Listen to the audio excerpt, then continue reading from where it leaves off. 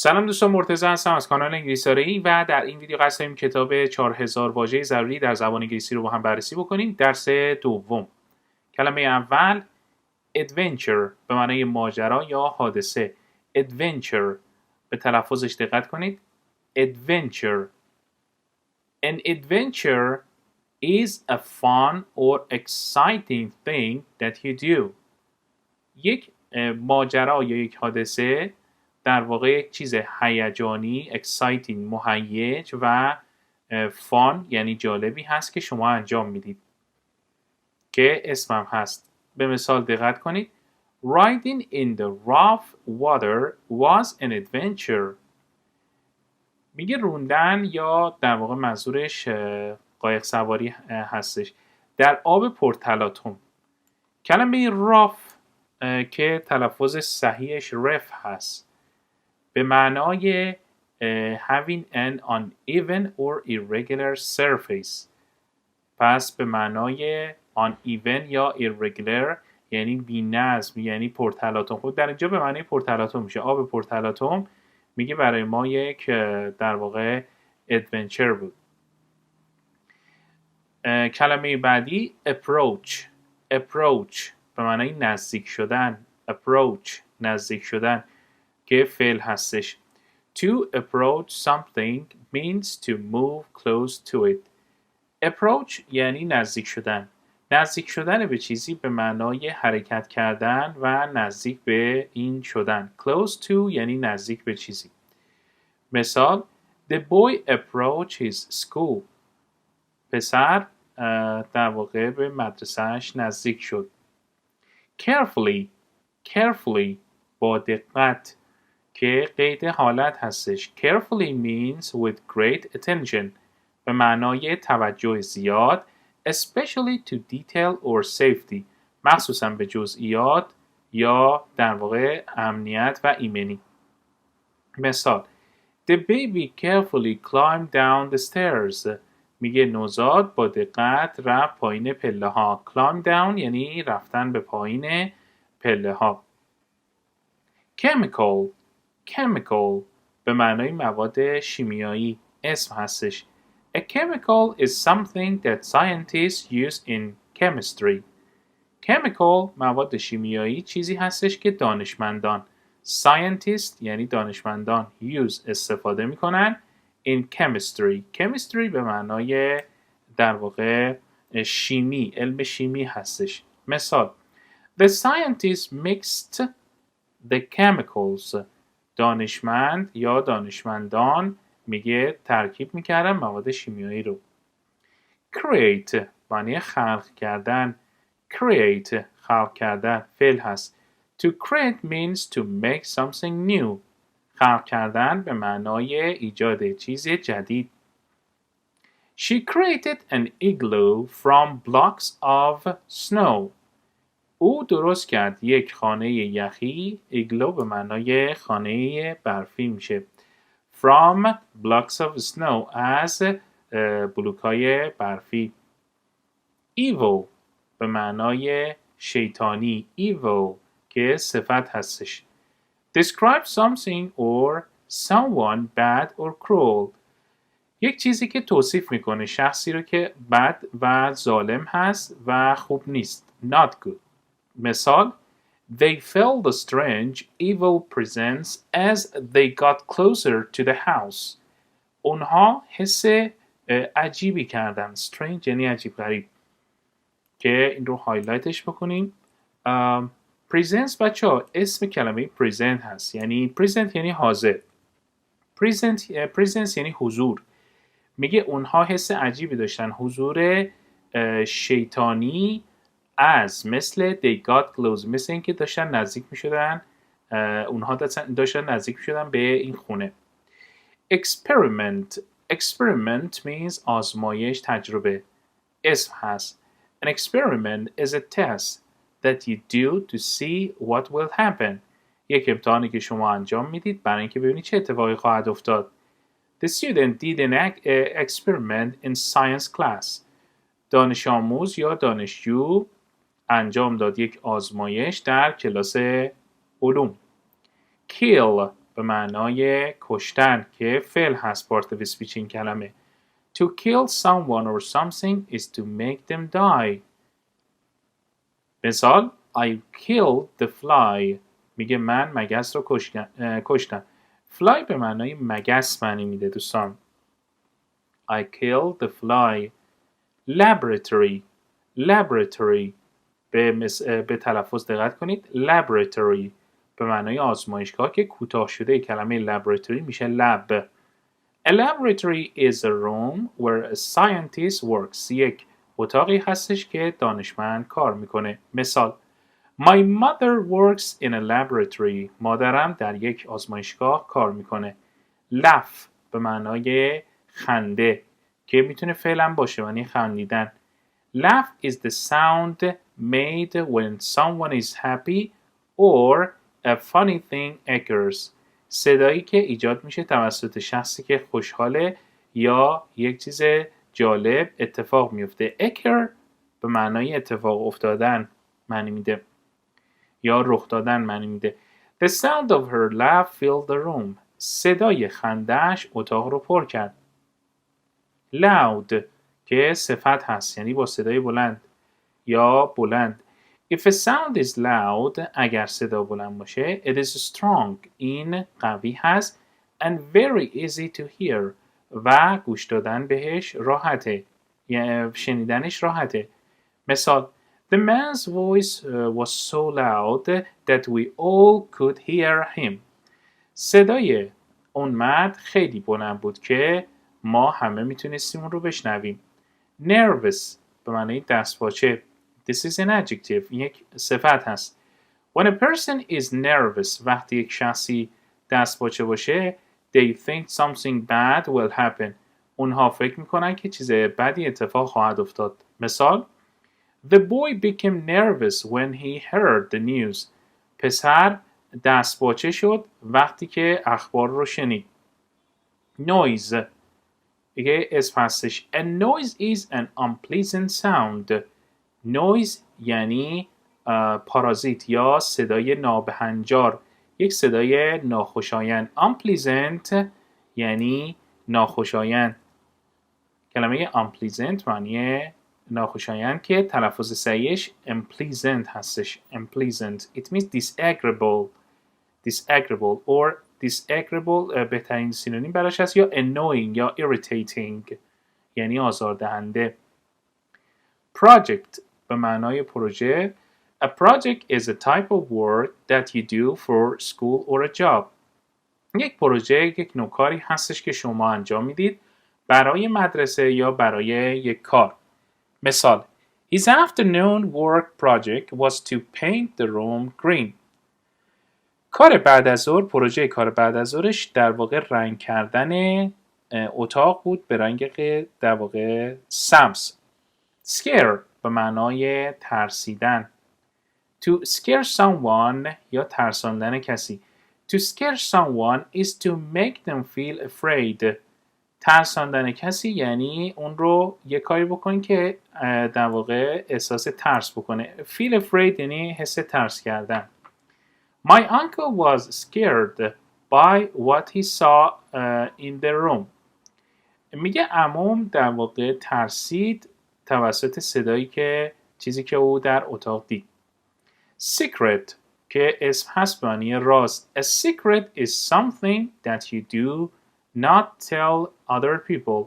چیزی که شما نمیگید به دیگر افراد. مثال The two boys were sharing a secret. میگه این دو تا پسر بچه دارن چیکار میکردن؟ میگه که رازی رو داشتن با هم به اشتراک میذاشتن یعنی به هم میگفتن. share میکردن. share یعنی به اشتراک گذاشتن.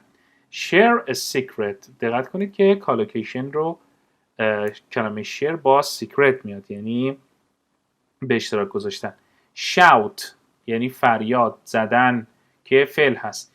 To shout is to say something loudly.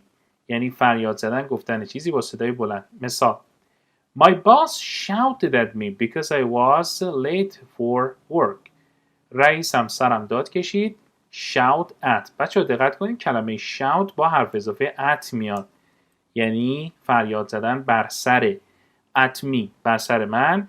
Because I was late for work. بخاطر اینکه من دیر رسیدم سر کار.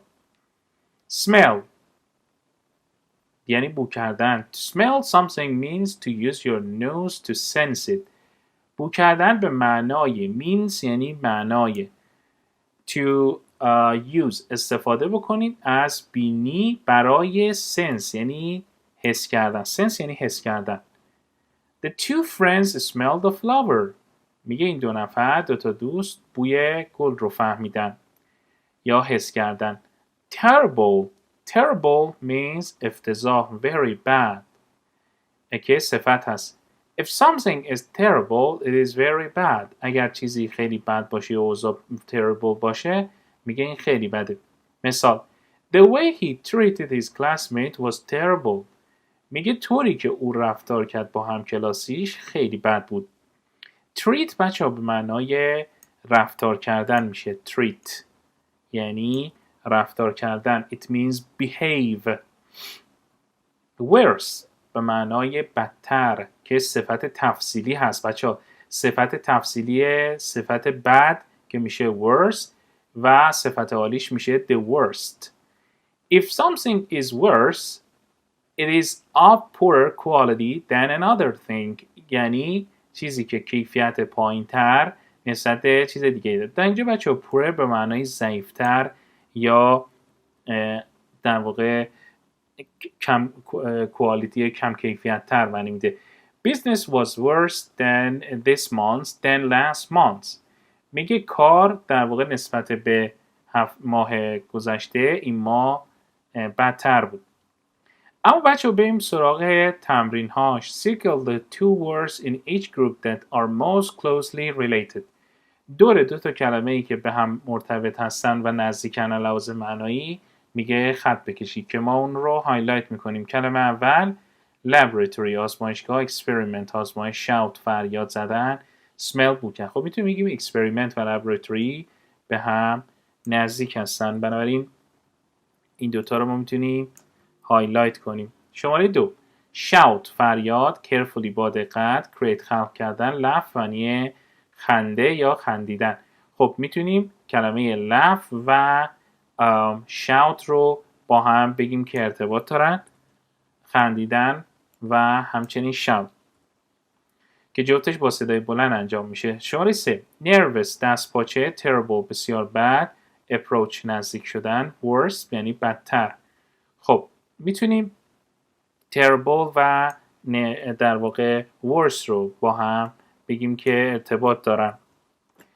شماره 4 chemical مواد شیمیایی، secret راز، loud با صدای بلند، noise یعنی در واقع noise یعنی سر صدا، صدای ناهنجار که noise و کلمه loud میتونیم بگیم با هم ارتباط دارن. شماره 5 nervous دستپاچه، adventure ماجرا حادثه، project پروژه، scare به معنی ترسیدن.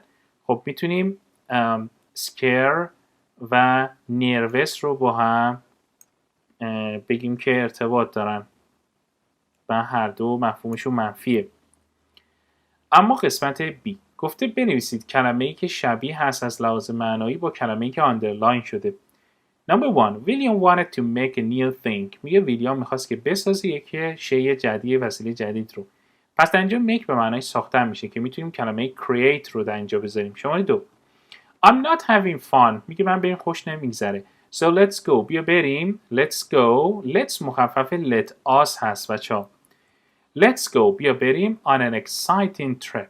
به یک سفر هیجان انگیز. خب اینجا میتونیم کلمه adventure رو بذاریم. adventure یعنی سفر هیجان انگیز. Number 3 Mrs. O'Malley asked me to get close to the desk and write my name.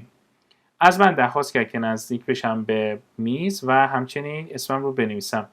خب برای نزدیک شدن کلمه approach رو میتونیم بذاریم یعنی نزدیک شدن. Number 4 Don't worry. نگران نباش. I won't tell anyone you'll think that other people don't know. من به کسی چیزی نخواهم گفت چیزی که other people don't know اون افراد دیگه نمیدونن. خب اینجا ببینیم کلمه secret رو بذاریم یعنی راز.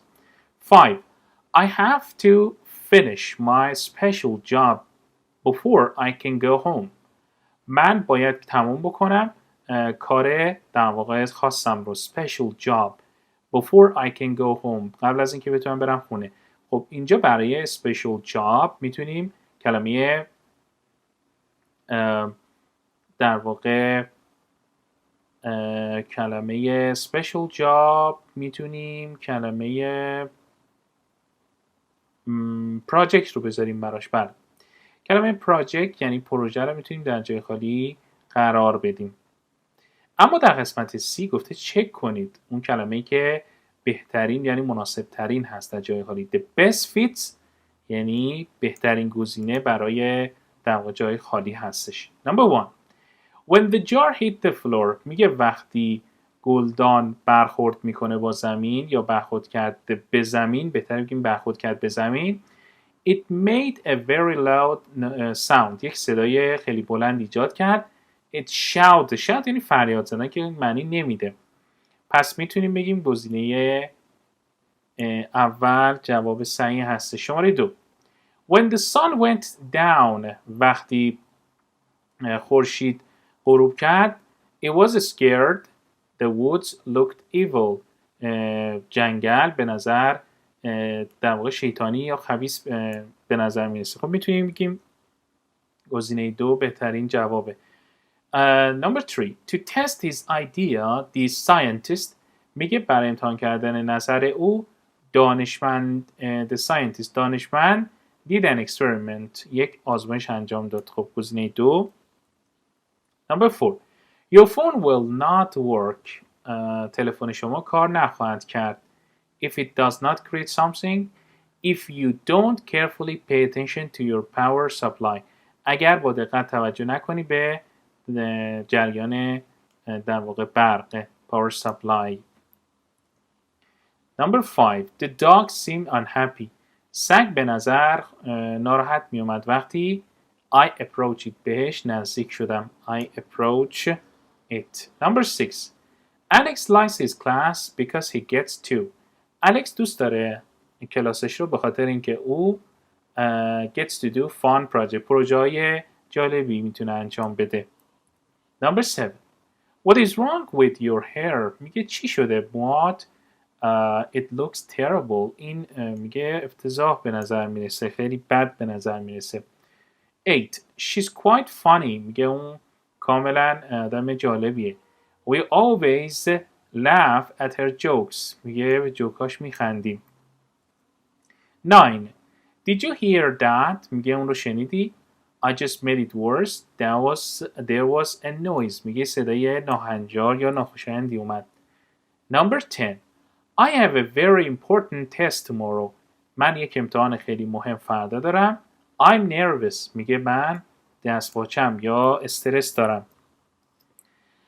اما بریم سراغ ریدینگش. The laboratory در مورد آزمایشگاه هستش. Mia's father had a laboratory. پدر میا یک آزمایشگاه داشت. But she had no idea what was in it. اما اون نمیدونست. He had no idea. She had no idea یعنی she didn't know. یعنی نمیدونست. What was in it؟ چی داخلش بود؟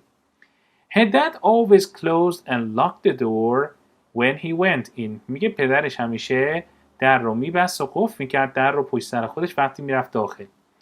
She knew that he used it to do projects. اون میدونست که اون عادت داره، منظورش پدرشه که عادت داشت پروژه‌اشو انجام بده برای کارش.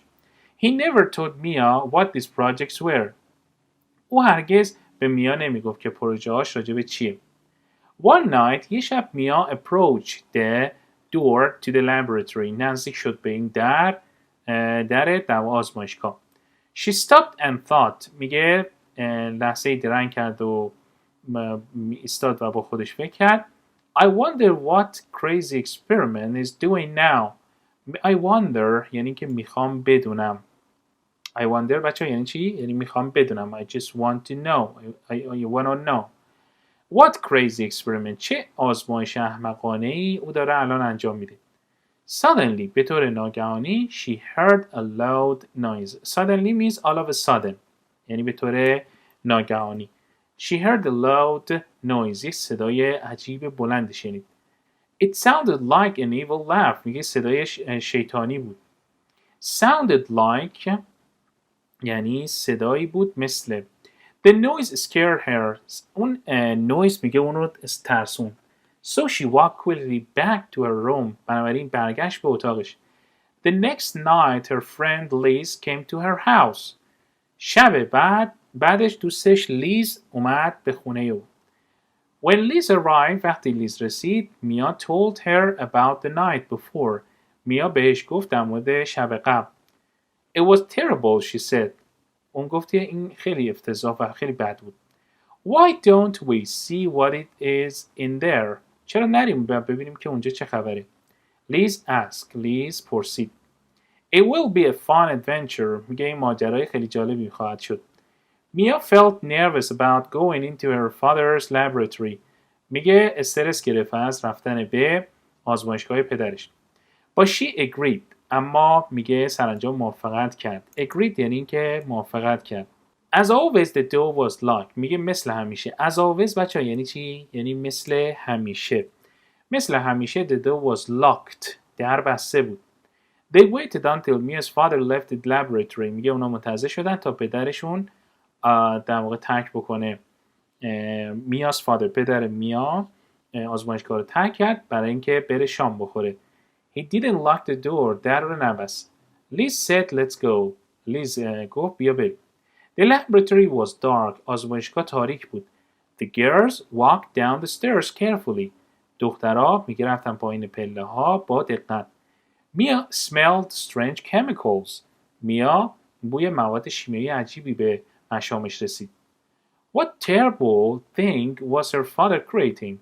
چه چیز مزخرفی در واقع پدرش داشت درست میکرد. Suddenly به طور ناگهانی یا ناگهان they heard an evil laugh. یک خنده شیطانی شنیدن.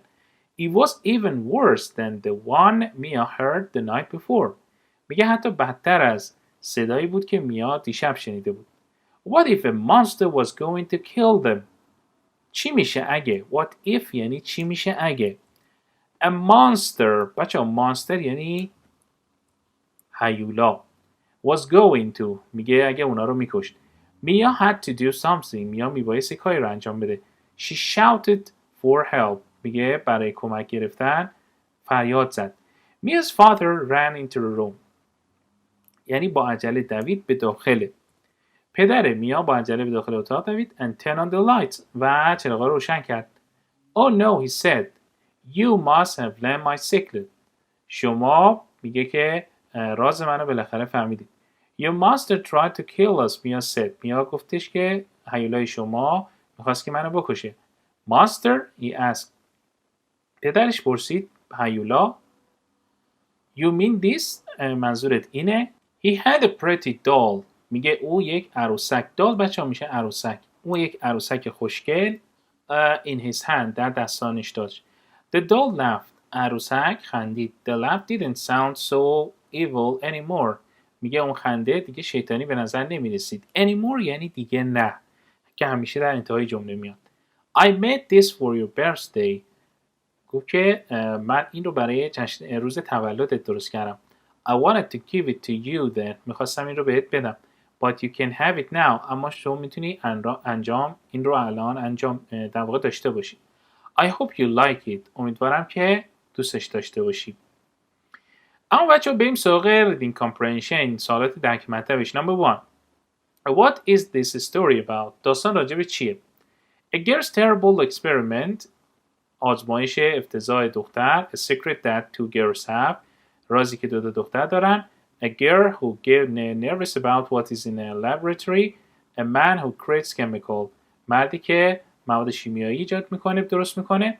دختری که دستپاچه میشه. About what is in a library. ما میتونیم بگیم گزینه در واقع C بهترین پاسخ هستش. Number 2. What scares Mia when she approaches the door? میگه چی میترسونه میا رو وقتی که اون نزدیک میشه به در. The room is very dark. She hears a person shout. صدای در واقع چی میشنوه؟ فریاد یک نفر رو. خب میتونیم این رو بگیم براش صدای جیغ اون عروسکه رو شنید. Number 3. What is true of Mia in the story? میگه چی درسته در مورد میا در داستان. A monster kisses her friend. She does not like adventures. She always locks the door of her room.